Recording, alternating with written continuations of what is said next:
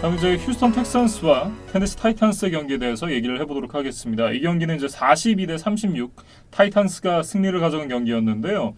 이 경기는 이제 엎치락 뒤치락 정말 팽팽한 승부 끝에 연장까지 이어졌고 결국 타이탄스가 승리를 가져갔습니다. 정말 재밌는 경기였어요. 이번 시즌 성적만 놓고 보면 테네시가 좀 손쉽게 이기지 않겠느냐 이런 예상들이 있었는데 이제 텍산스가 끈질기게 따라 붙으면서 아주 재밌는 경기였습니다. 누가 뭐래도 이날 이제 테네시 타이탄스 승리의 1등 공신이라고 하면 역시나 데릭 헨리 선수입니다. 이날 이제 212 러싱 야드와 함께 2개의 터치다운 그리고 52 리시빙 야드까지 토탈 264야드를 기록을 했어요. 그러면서 터치다운도 2개나 기록을 했어요. 예. 그래서 좀 인상적인 플레이들을 몇 개 말씀을 드려보면 첫 번째로 테네시가 역전을 허용한 다음에 이제 무려 94야드짜리 러싱을 하면서 이제 바로 재역전을 해냈고 그렇습니다. 연장전에서도 이제 테너힐의 짧은 패스를 이어받아서 53야드나 내달렸거든요. 그러면서 확실하게 승기를 잡았고 이제 마지막 승부를 결정짓는 쐐기 터치다운까지 이 모두 데릭 헨리의 몫이었습니다. 예. 팀이 뒤져 있는 상황 그리고 동점에서 팀에게 승리를 안기는 터치다운까지 2개의 터치다운이 굉장히 중요한 시점에 나와준 터치다운이었다는 게 더 의미가 있는 것 같습니다. 그래서 저는 이번 경기 헨리의 활약을 보면서 엘리트 러닝백의 가치가 무엇인가 좀 깨닫게 됐어요. 그래서 팀이 반드시 점수를 좀 내야 하는 상황에서 가장 안정적이고 확률 높은 공격 옵션은 이제 바로 러싱 공격이잖아요. 예. 그래서 이거를 원활하게 해줄 수 있는 엘리트 러닝백의 존재가 정말 중요하다는 걸 한 번 더 깨달았습니다. 예. 그러니까 엘리트 러닝백에 꼽히고도 남을 만한 게 지금 리그 리딩 러셔예요. 그래서 지난 시즌도 이제 러싱 리더 타이틀을 가져갔었던 데릭 헨리가 이번 주 이제 맹활약을 통해서 다시 한번 이제 리그 러싱 리더 테이블에 자신의 이름을 가장 높은 곳에 올려놨어요. 그래서 또 2연패를 향한 이제 그런 순항을 해 나가고 있습니다. 네. 그리고 이제 라이언 테너힐 얘기로 좀 넘어가 보면 이날 이 테너힐이 엄청나게 잘했다는 아니지만 그래도 잘했습니다. 이날 73.1% 패스 성공률, 30개의 패스를 성공시켰고요. 그러면서 이제 364야드와 함께 4개의 터치다운, 하나의 인터셉션을 기록하면서 좋은 모습을 보여줬습니다. 물론 이제 아쉬웠던 부분이 있습니다. 펌블을 기록을 했고 그리고 인터셉션을 던지면서 이게 또 공교롭게도 상대의 득점 드라이브로 연결이 됐습니다. 그러면서 이제 경기가 굉장히 좀 어려워지기는 했었지만 후반전 2미닛 드라이브에서 이제 터치다운을 만들면서 또 팀을 연장으로 끌고 간 그런 이제 라이언 테너힐이었어요. 그래서 AJ 브라운이 이제 부상에서 최근에 돌아왔잖아요. 그래서 아직은 100% 컨디션은 아닌 것처럼 보이지만 AJ 브라운까지 이제 회복을 한다면 테너힐, 브라운, 데릭 헨리 이 삼각 편대가 또 테네시의 막강한 화력을 이끌 것 같습니다. 네. 그러면서 이제 이 경기에서 NFL 역사상 최초로 한 경기에 이제 350 플러스 야드를 기록한 패서와 200 플러스 야드를 기록한 러셔가 동시에 나온 그런 팀이 됐습니다. 이 두 가지 기록이 동시에 나오기가 힘든 게 그렇죠. 풋볼 경기는 어쨌든 시간 제한이 있는 종목이다 보니까 패싱을 좀 위주로 하다 보면 러싱 기록이 좀 떨어지기 마련이잖아요. 물론 그 반대 상황도 충분히 있을 수 있고 그런데 이 두 가지 기록을 모두 세웠다는 점이 테네시 공격의 위험을 좀 드러내는 그런 기록이다 이렇게 말씀을 좀 드리겠습니다. 네. 그리고 이제 좀 이 다른 측면에서 봐도 300 패싱 야드를 기록한 선수, 200 러싱 야드를 기록한 선수, 100 리시빙 야드를 기록한 선수가 동시에 또 나왔어요. 이날 앤서니 펄크서 선수가 이제 100야드를 기록을 했거든요. 100 리시빙 야드를 기록을 하면서 그렇게 또 이제 3위 일에 또 재미있는 기록이 만들어지기도 했습니다.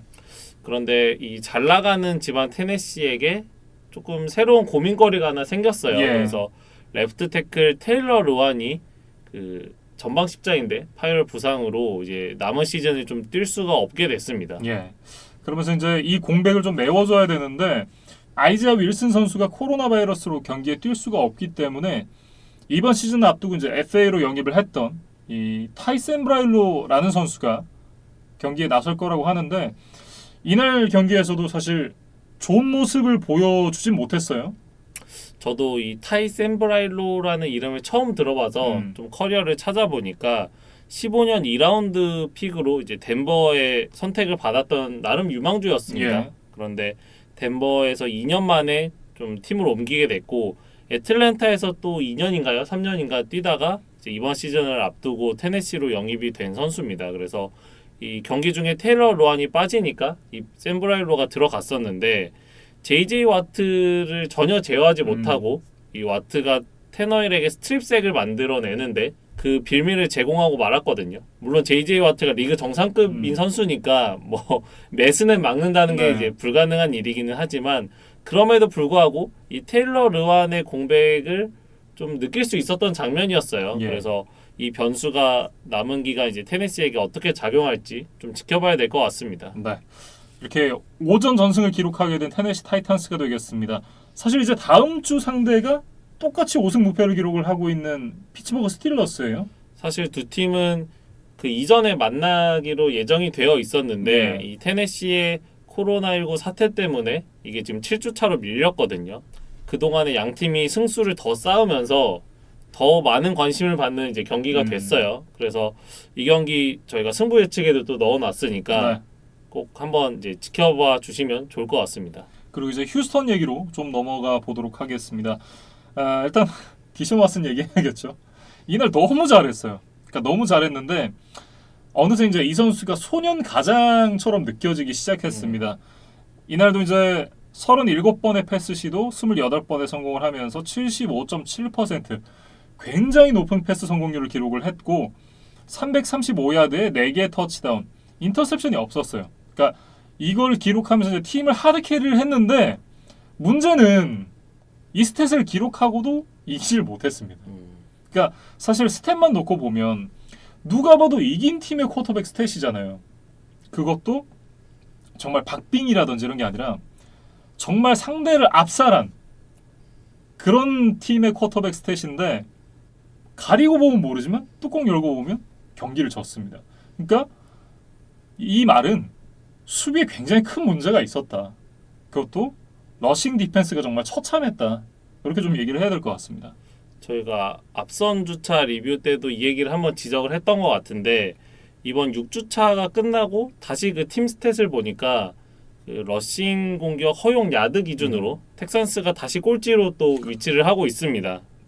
그리고 저는 또 지적하고 싶은 포인트가 텍산스가 이번 드래프트에서 뭐 많은 픽이 있지 않았습니다. 네. 근데 뭐 그것과는 상관없이 첫 두 장을 모두 디펜시브 라인에 투자를 했어요. 그래서 로스 블랙락 그리고 조나단 그리나드라는 선수를 2라운드, 3라운드에 각각 뽑았는데 이 두 선수가 좀 주전으로 자리를 잡으면서 이런 러싱 디펜스를 좀 해줘야 되거든요. 그런데 아직 어떤 선수도 주전으로 좀 도약하지를 못했고 뭐 로테이션 상황에서도 그렇게 활약이 인상적인 부분은 없었습니다. 예. 그래서 좀 새로운 피가 수혈되지 않은 텍산스의 수비는 좀 여전히 문제가 심각한 것 같아요. 네.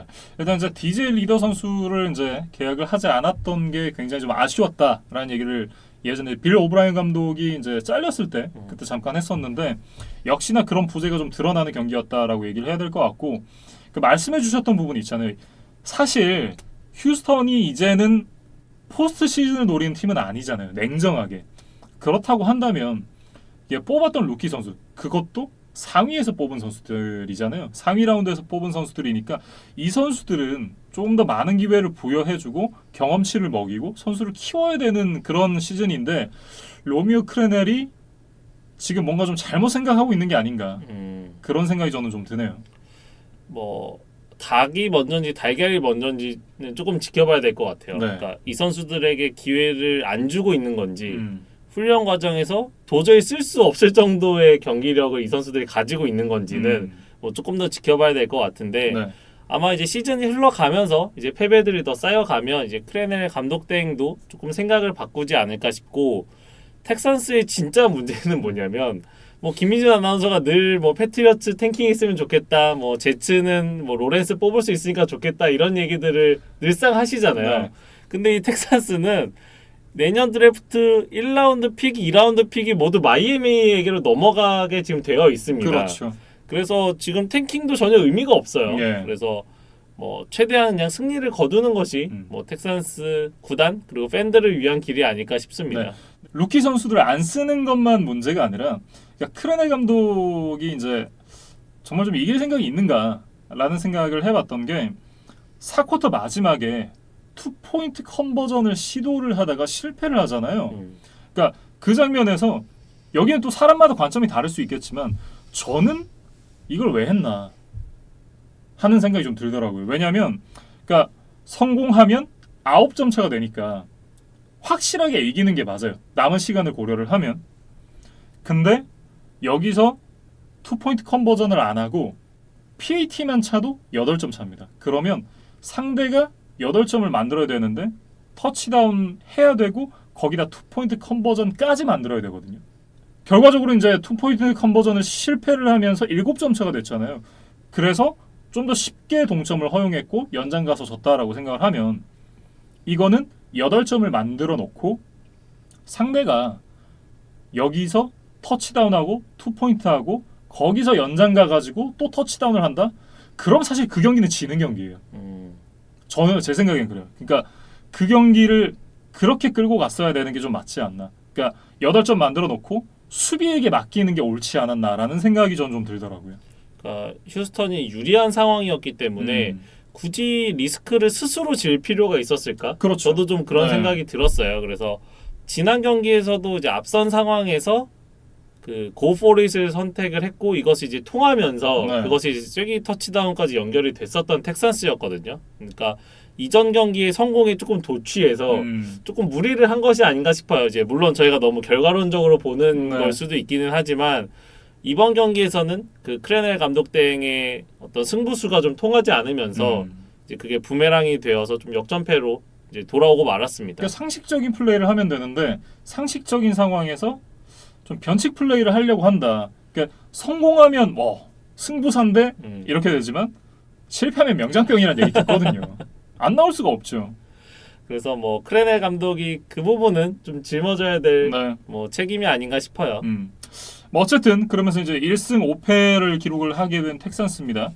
그러면서 이제 2002년 그러니까 텍산스의 창단 시즌이죠. 창단 시즌에 1승 5패를 기록한 이후에 처음으로 최악의 성적으로 출발을 하게 되는 그런 텍산스가 됐습니다. 그 창단 첫 해라는 거는 사실상 성적을 낼 수가 없는 해잖아요. 네. 아마 지금은 방송 패널로 활약하고 있는 그 데이비드 칸가요? 그 선수가 쿼터백 그 역대 한 시즌 최다색 기록을 그 해에 세웠던 걸로 저는 알고 있거든요. 네. 그 당시에 70번이 넘는 색을 당했던 걸로 알고 있습니다. 그러니까 그 정도로 뭔가 NFL 수준에 맞는 팀은 아니었던 거죠. 이제 창단 첫 해다 보니까. 근데 이제 그 이후로 최악의 출발이니까 네. 텍사스가 지금 어느 정도 부진한지 좀 알 수 있는 대목인 것 같습니다. 네. 그나마 좀 다행인 점이라고 한다면 빌 오브라이언 감독이 이제 해임된 이후에 두 경기에서는 그나마 좀 반등을 이뤄냈다. 그나마 좀 좋은 모습을 보여줬다라는 점을 좀 챙겨가야 될 것 같습니다. 네, 이렇게 이제 휴스턴 텍산스와 이 테네시 타이탄스의 경기에 대해서 살펴봤고요. 다음 살펴볼 경기는 클리블랜드 브라운스와 피츠버그 스틸러스의 경기가 되겠습니다. 이 경기는 38대 7 스틸러스가 정말 상대를 압도하면서 승리를 가져갔는데요. 워낙 일방적인 경기였어서 이 경기에 대해서 좀 살펴보는 게 크게 의미가 있을까 싶은 생각이 좀 들어요. 그러니까 시즌 초반 잘 나가는 두 팀의 맞대결이었기 때문에 저도 이거를 이제 승부 예측에 넣었거든요. 네. 그런데 뭐 생각보다 이제 피츠버그의 완승으로 끝났고 사실 경기 전에는 많은 주목을 받았었어요. 왜냐하면 뚝배기맨 이제 마일스 그렇죠. 게럿이 징계에서 해제된 이후에 처음으로 이제 피츠버그를 만나는 경기였잖아요. 그렇죠. 이제 그러다 보니까 이 경기 중계를 맡았던 CBS도 그 넘버원 중계진인 토니 로모와 짐 렌츠를 바로 이 경기에 투입을 했었습니다. 그렇습니다. 근데 소문난 잔치에 먹을 거 없다라는 얘기 많이 하잖아요. 이 경기가 딱 그랬습니다. 그러니까 워낙 스틸러스가 압도적인 경기를 펼쳤고, 그러니까 이날 이제 메이필드가 중간에 케이스 키넘으로 교체가 됐어요. 근데 사실 경기 전부터 이미 갈비뼈 부상을 안고 있다는 소식이 있었습니다. 그래서 좀 경기력이 어떨까 좀 의문이 있었는데 아프면 쉬어야죠. 뭐 역시나 이제 스틸러스의 강한 수비에 좀 고전하면서 네. 그리고 또 부상이 악화가 됐다 그래요. 이제 그러다 보니까 점수차도 벌어졌고 뭐 이런 것들이 겹치면서 이제 케빈 스테판스키 감독이 메이필드를 좀 일찍 빼줬던 것 같습니다. 네. 어쨌든 이 베이커 메이필드가 정말 처참한 퍼포먼스를 보여준 이후에 경기장을 나갔기 때문에 현지에서 이제 그런 얘기들이 쏟아지고 있습니다. 그러니까 지금 브라운스가 성적이 좋기는 하지만 그러니까 내용 굉장히 좀 아쉽기 때문에 지금 쿼터백만 제외를 하면 브라운스는 좋은 팀이다. 베이커 메이필드는 한계가 있는 쿼터백이다. 뭐 이런 얘기들이 나오고 있어요. 소위 말해서 이제 베이커 메이필드가 지금 브라운스의 억제기가 아니냐. 없으면 더 잘할 수 있다. 그런 얘기들이 나오고 있는데 사실 그런 얘기를 들어도 무방할 정도의 퍼포먼스를 보여줬습니다. 이날도 이제 18개의 패스를 던져서 10번 성공시켰고요. 119야드 그리고 하나의 터치다운 2개의 인터셉션을 기록하고 3쿼터 이제 교체가 됐거든요. 그러니까 물론 부상이 있었다고는 하지만 부상이 아니었어도 교체를 당할 만한 퍼포먼스지 않았나라는 생각이 좀 들긴 해요. 뭐 그래서 경기 후 인터뷰를 보면 이제 7주차 경기에 메이필드가 나올 수 있을지가 좀 불투명하다고 그래요. 그래서 만약에 메이필드가 나올 수 없다면 이제 키넘이 나와야 될 텐데 네. 어느 쪽이든 브라운스의 쿼터백 고민은 좀 계속될 것 같습니다. 베이커 메이필드 선수에 대한 얘기가 좀 나온 김에 그 얘기를 좀 해보면 일단 지난 3년 동안 패스 레이팅을 좀 갖고 와봤어요. 그러니까 1년 차 때가 93.7 제일 높았고 2년 차 때 78.8 그리고 3년 차에 다시 조금 올라서 84.3이 됐는데 올 시즌을 놓고 보면 지난 시즌보다는 나을지 몰라도 결국 첫 시즌만 못하다 이런 얘기를 좀 해야 될 것 같고 심지어 그러니까 올 시즌에 이 베이커 메이필드한테 기대하는 부분이 사실 팀을 캐리하는 쿼터백의 어떤 역할이 아니잖아요. 딱 게임 매니저 역할. 그러니까 이 리시버에게 공 빠르게 뿌려주고 턴오버 안 만들고 그리고 어차피 팀에 좋은 러닝백이 있잖아요. 지금 이제 이 닉첩 선수가 IR에 올라가긴 했지만 카리먼트 선수 있으니까 카리먼트 선수에게 빨리 공 넘겨주고 지금 리시버도 오델 베컴의 지금 자비스 랜드리 그러니까 이 듀오까지 있는 상황에서 굳이 그렇게 본인이 뭔가를 해야 되겠다는 그런 플레이로 이제 경기를 해야 되는 것도 아닌데 그런 정도의 성적이면 좀 아쉽다. 심지어 이제 커크 커즌스를 가지고도 지난 시즌에 10승 6패를 만든 케빈 스테판스키잖아요. 그리고 스테판스키 감독의 어떤 이 스킴 자체가 런헤비니까 런헤비를 중심으로 한 이제 스킴이다 보니까 메이필드에게 그렇게까지 많은 그런 압박이 가해지지 않을 텐데 계속 이렇게 간다면 사실 베이커 메이필드가 내년이 마지막일 수 있다. 그리고 그 내년의 기회도 주어질지 안 주어질지 모르겠다라는 생각이 좀 드네요. 뭐 아직은 이제 많은 돈을 받는 쿼터백은 아닙니다. 네. 루키 계약이기 때문에. 그런데 이 선수가 전체 1번으로 뽑혔던 선수이기 때문에 그만큼 뭐 클리블랜드라는 도시 그리고 팀에서 거는 이제 기대가 높은 거죠. 네. 근데 메이필드가 아직 그 기대치를 이제 충족시켜주지는 못하고 있는 것 같습니다. 벌써 3년 차인데 그러니까 발전을 하는 모습이 없다는 게 좀 아쉬운 것 같습니다. 그 1년 차에 센세이셔널했던 네. 그런 좀 톡톡 튀고 이제 스파크가 튀는 이제 그런 모습들이 조금씩 이제 사그라드는 것 같아서 좀 네. 안타깝네요. 광고를 너무 많이 찍어서 그럴까요? 그래서 이번 시즌에 그 프로그레시브 광고를 8개를 찍었다고 해요. 예. 그래서 뭐 많은 평론가들이 그 8개의 광고만큼의 승리를 챙길 수 있겠느냐. 네. 뭐 전 어렵다고 봐요. 그런 걸 좀 회의적으로 이제 좀 얘기를 하더라고요. 예. 그러니까 물론 이제 현재 4승 2패를 기록하고 있고 사실 제가 농담처럼 어렵다고 본다라는 얘기를 했지만 후반기 스케줄이 워낙 좋습니다. 그러니까 사실 8승은 좀 너끈히 할 수 있을 것 같은데 지금 브라운스에 와 있는 선수들의 어떤 탤런트만 생각을 한다면 더 많은 승수 기록하고 플레이오프 진출해야죠. 뭐 어쨌든 이 스틸러스 얘기로 좀 넘어가 보면 스틸러스는 이 상대의 턴오버를 득점으로 이어가면서 좀 스노볼을 굴렸습니다.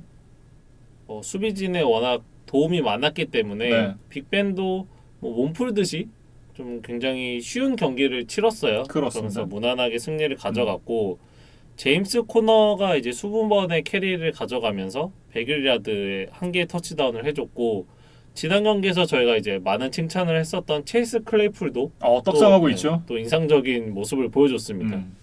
그리고 이제 메이슨 루돌프 선수가 마지막 드라이브에서 나오면서 이제 공을 던졌는데 그만큼 이제 뭐 경기가 터졌다라는 얘기가 되겠죠. 저도 이제 40분짜리 하이라이트로 이 경기를 봤는데 그 메이슨 루돌프가 나왔을 때 계속 일시정지를 하면서 봤던 것 같아요. 그러니까 마일스 게럿의 등번호가 보이는지 안 보이는지 그걸 좀 유심히 지켜봤는데 네. 게럿이 있었더라고요. 그러니까 점수차가 큰 상황에서도 이제 게럿이 수비 스냅에 참여하는 모습이었는데 네. 뭐 이렇다 할 충돌은 없었습니다. 그래서 말스게럿도 뭐 한 번 더 사고를 치면 이제 정말 리그에서 그럼요. 영구 힘들어지죠. 추방을 당할 가능성이 높기 때문에 뭐 루돌프를 만나서 좀 감정이 좀 올라왔겠지만 또 팀도 큰 점수차로 지고 있었으니까 네. 그래도 일단은 좀 성숙하게 참은 모습을 보여줬어요. 이 마일즈 게럿 선수도 큰 계약을 맺은 만큼 정지당하면 못 받잖아요. 아 그렇죠. 아 챙겨야죠.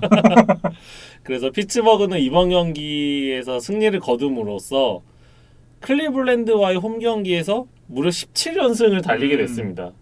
뭐 클리블랜드가 이제 워낙 약체로 오랫동안 있었기 때문에 뭐 그럼에도 불구하고 17연승이라는 거는 어우 대단하죠. 참 인상적인 기록이고 뭐 앞서 얘기했듯이 이제 다음 주 테네시와의 그 전승 팀들끼리의 대결이 있습니다. 그래서 피츠버그는 좀 준비를 잘 해야 될 것 같은데 주전 라인베커 데빈 부시가 부상으로 시즌아웃 판정을 받았어요. 예. 그래서 이 부분은 좀 걱정거리가 될 것 같습니다. 이렇게 이제 클리블랜드 브라운스와 피츠버그 스틸러스의 경기에 대해서 살펴봤습니다. 다음은 이제 애틀랜타 펠컨스와 미네소타 바이킹스의 경기에 대해서 살펴보도록 하겠습니다. 경기는 40대 23. 펠컨스가 승리를 가져가면서 이제 시즌 첫 승을 펠컨스가 기록을 하게 됐는데 커크 커즌스가 펠컨스에게 첫 승을 선물했던 날이었다. 저는 이렇게 좀 준비를 해왔어요.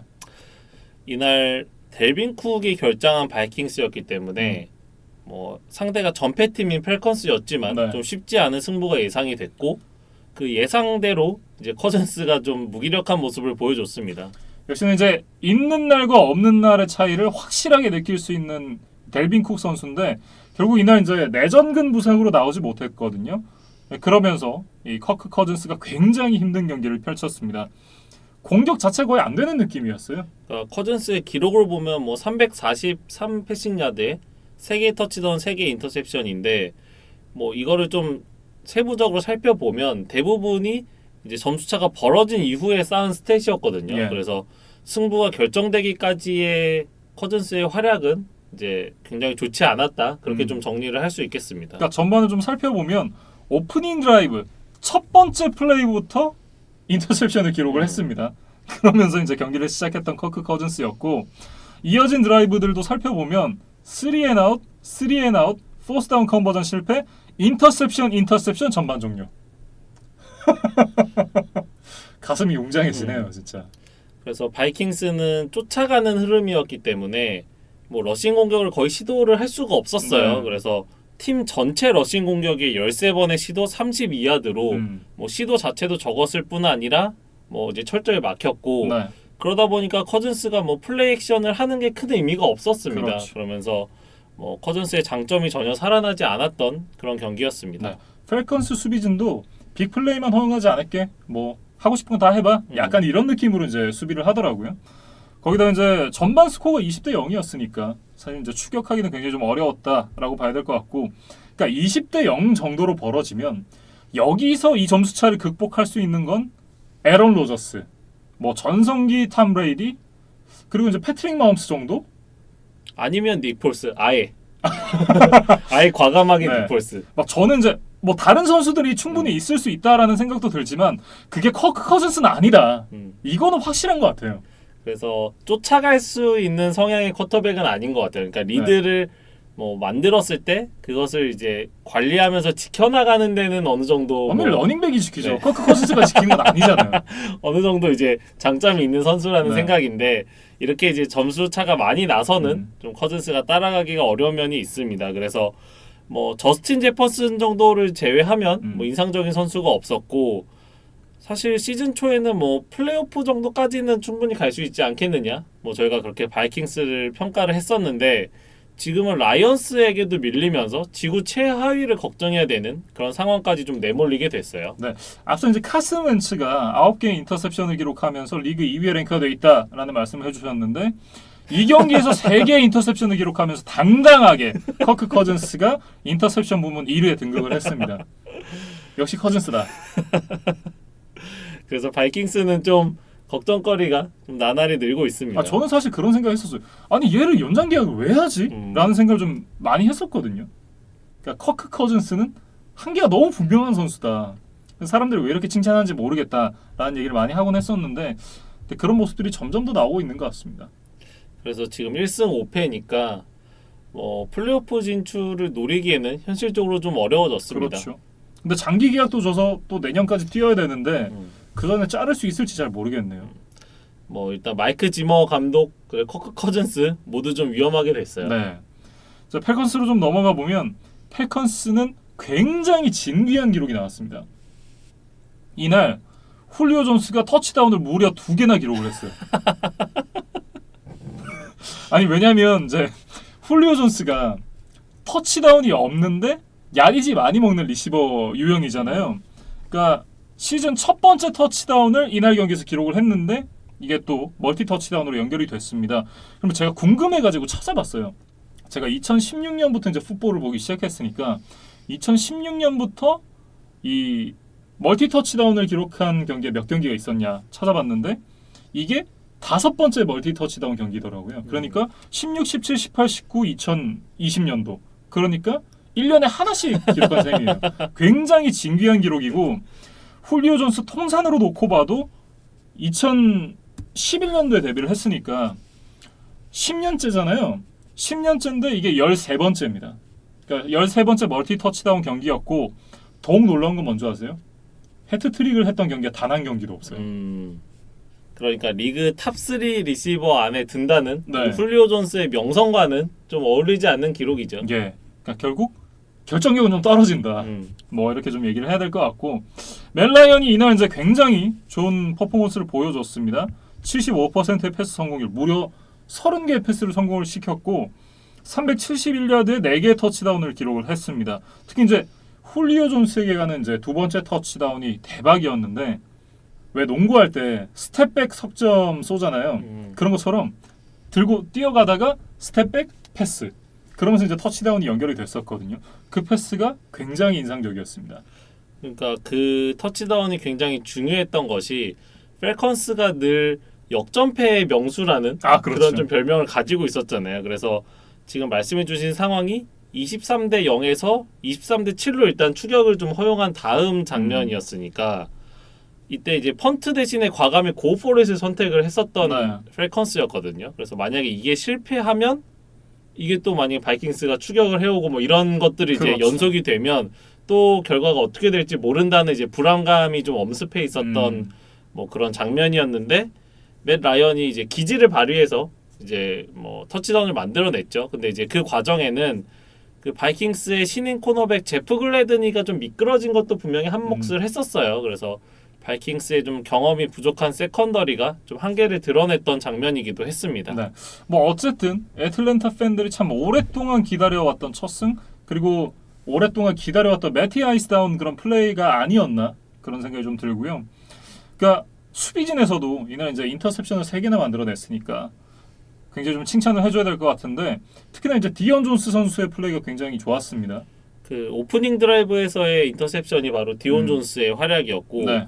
저는 1라운드 신인 그 AJ 터렐을 좀 칭찬을 해주고 싶어요. 그래서 그 현지 중계에서도 뭐 따로 이제 리플레이와 맞아요. 이제 뭐 분석 영상까지 이제 그려가면서 뭐 이 터렐의 활약을 좀 칭찬을 하더라고요. 그래서 저도 좀 그 장면을 여러 번 봤었는데 사실 터렐이 그 얼브 스미스 타이트엔드와 이제 1대1로 이제 마주보고 있었거든요.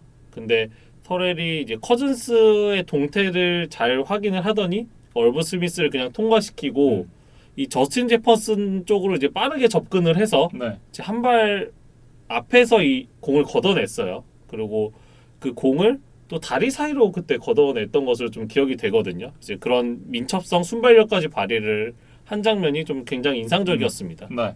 어쨌든 이제 공수 양면에서 이 바이킹스를 압도했었던 애틀랜타 펠컨스다 이렇게 좀 얘기를 해야 될 것 같고요.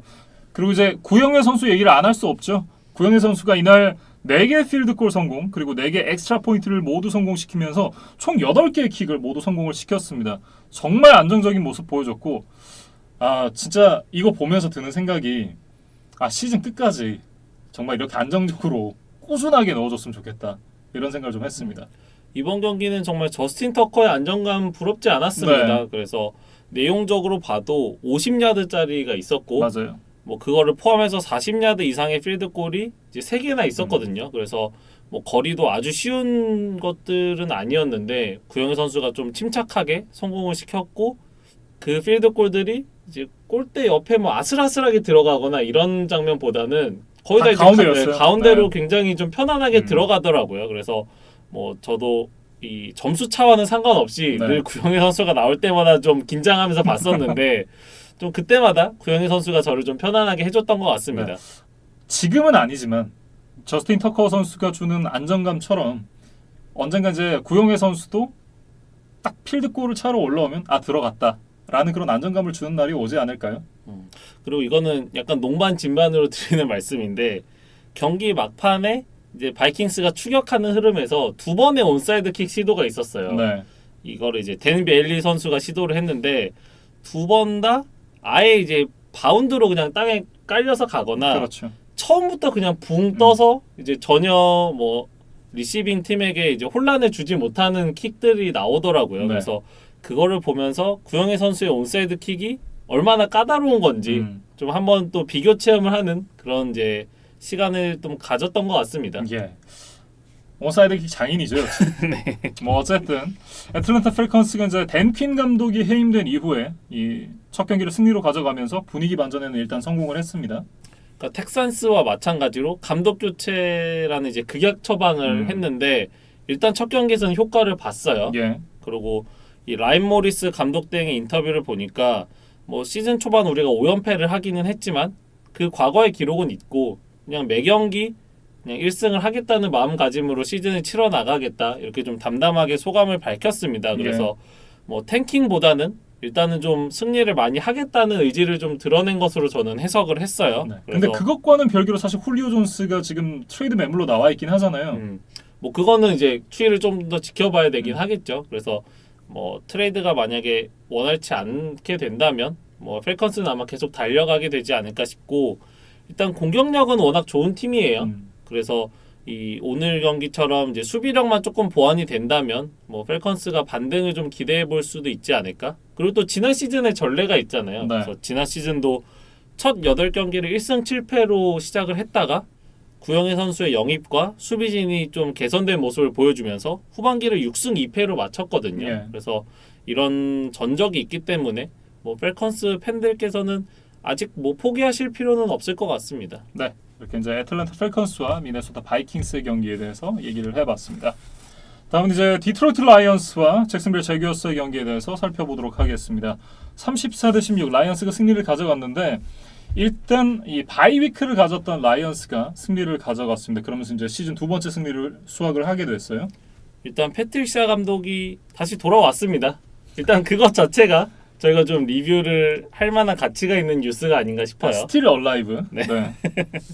그래서 이번 경기의 라이언스는 일단은 러싱 공격의 비중을 굉장히 높였더라고요. 근데 이것이 좀 잘 통하면서 더 안정적이고 좀 효율적인 공격을 풀어갈 수 있었던 것 같아요. 그래서 라이언스도 이제 펠컨스처럼 좀 역전패를 잘 당하는 그런 좀 전적들이 있었잖아요. 그래서 이러한 문제를 좀 해결할 수 있는 가능성을 찾은 게 아닌가 좀 그렇게 말씀을 드리고 싶습니다. 저는 상대가 잭슨빌이어서 그렇지 않은가라는 생각을 좀 해봤는데요.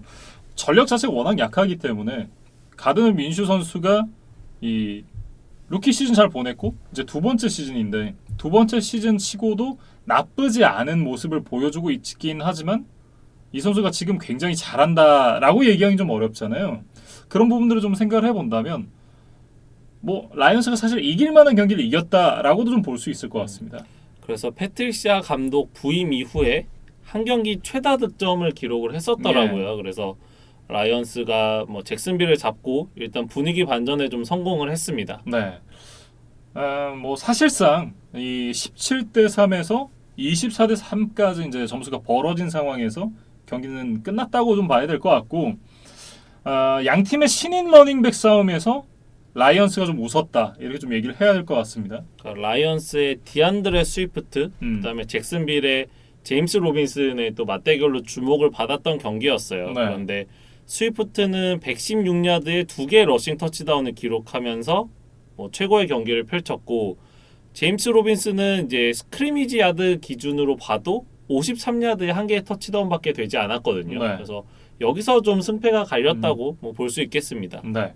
한 경기에서 100 플러스 러싱 야드와 함께 2개의 터치다운을 기록했던 이 라이언스의 신인 러닝백이 1989년에 베리 샌더스 이후에 처음이라 그래요. 그러니까 라이언스 러닝백 하면 무조건 베리 샌더스잖아요. 그렇죠. 네. 뭐 그 이후로는 이렇다 할 선수들이 없었는데 이 베리 샌더스가 오랜만에 소환될 정도로 이 스위프트가 좋은 활약을 펼쳐줬다. 뭐 그렇게 생각을 하시면 될 것 같습니다. 그만큼 그 중간에 있던 선수들이 굉장히 못했다라는 얘기도 되겠죠. 사실 100 러싱 야드와 2개의 터치다운이 뭐 쉬운 기록은 아니지만 그렇게 보기 힘들 정도의 어려운 기록도 아니거든요. 그러니까 1년에 한 번 정도는 네. 뭐 주전급 러닝백이라면 이제 해줄 수 있는 기록이거든요. 그런데 이게 지금 1989년 이후에 없었다고 하니까 네. 뭐 라이언스의 러닝백 잔혹사가 조금 이제 느껴지는 그런 기록이었습니다. 예. 어쨌든 그리고 이제 이 케니 골라데이 선수도 이날 경기에서 이제 100야드 이상을 기록을 했습니다. 시즌 첫 100 리시빙 야드 이상을 기록을 하게 됐는데 그러면서 이제 좀 햄스트링 부상에서 자유로워진 모습을 볼 수 있었습니다. 단 4번의 캐치로 105야드를 만들어줬으니까 뭐 우리가 기대하던 그리고 라이언스 팬들이 기대하던 이제 골라데이 모습으로 뭐 조금씩 돌아오고 있는 것 같아요. 예. 그러니까 일단 이날 경기까지 해가지고 총 45경기를 케니 골라데이 선수가 데뷔 이후에 소화를 했는데 이 45경기 구간에서 최다 리시빙 야드 1위가 켈빈 존슨이었어요. 역대 이 디트로이트 역사상 켈빈 존슨이 3071야드를 기록을 했는데 그 바로 다음이 케니 골라데이 선수입니다. 2954야드. 그러니까 딱 117야드가 차이가 나요. 그러니까 물론 메가트론만큼 좋은 와이드 리시버라고는 생각을 안 하거든요, 저도. 근데 이 정도의 기록을 남겼다 케니 골라데이도 사실 기대하는 것 그리고 이제 생각하는 것보다는 더 좋은 선수다라는 것을 좀 보여주는 지표가 아닌가 싶습니다. 약간 과소평가되어 있다는 얘기를 늘 듣는 선수죠. 예. 그래서 뭐 골라데이는 라이언스에는 꼭 필요하다는 생각인데 지금 문제는 계약에 대한 이슈가 좀 남아 있어요. 네. 올 시즌 끝나면 이제 FA가 되는데 아직까지 연장 계약을 체결하지 않았습니다.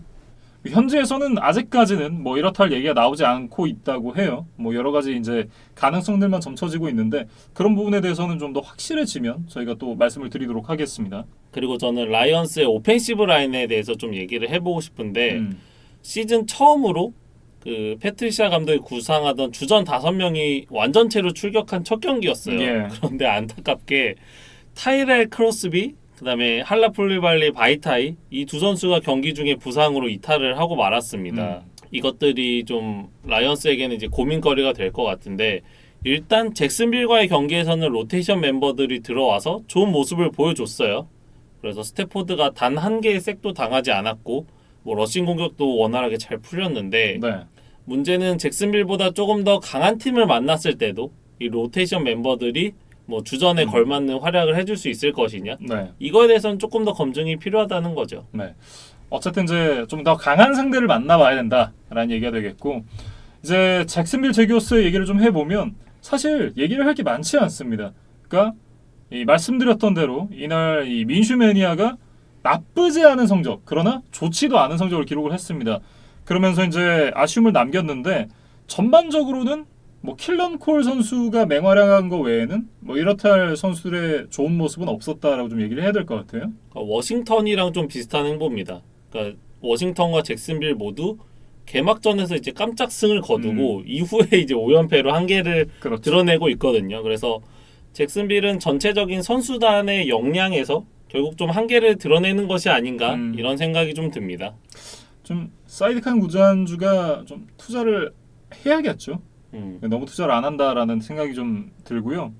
어쨌든 이제 다음 주가 이 바이위크를 갖고 돌아오는 차저스와의 경기인데 이런 경기력이면 그러니까 조 보로우한테 이제 첫 승을 헌납했었던 그런 이제 이 제기어스잖아요. 이번에는 저스틴 허버트한테도 첫 승을 줄 수 있지 않을까 그런 생각이 좀 드네요. 충분히 예상 가능한 시나리오죠. 네. 그래서 지금 조 버로우와 저스틴 허버트가 뭐 나름 이제 프랜차이즈 쿼터백으로 성장해 나가는 과정에 있습니다. 그래서 이 두 선수가 만약에 후일에 뭐 역사에 남을 만한 쿼터백이 된다면 이 데뷔전 첫 승 그림은 또 플래시백으로 여러 번 나갈 거예요. 근데 그때마다 이 잭슨빌의 수비 선수들이 이제 뭐 희생양으로 좀 나올 수도 있겠다 이런 생각이 좀 드네요. 역사 속에 이제 또 조연이죠. 네. 길이길이 이름을 남기게 됩니다. 뭐 어쨌든 이 디트로이트와 잭슨빌의 경기에 대해서 얘기를 해봤습니다.